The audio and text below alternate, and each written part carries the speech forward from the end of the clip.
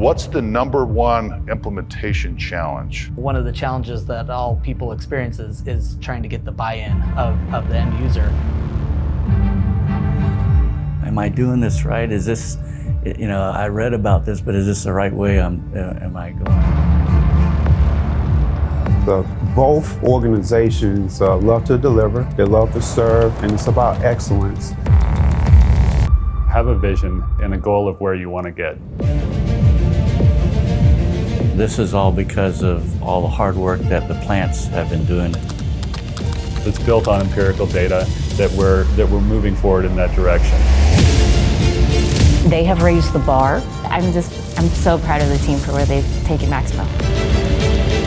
It was a 90% reduction in maintenance paperwork and an 80% reduction in inventory paperwork. Produced great results, significant ROI. Really leading the industry in that area. To make sure that we were bringing the right information to the right teams at the right time. You might not even be pushing as hard as you can. This is achievable, and this is what can be done in time and with effort and with excellence.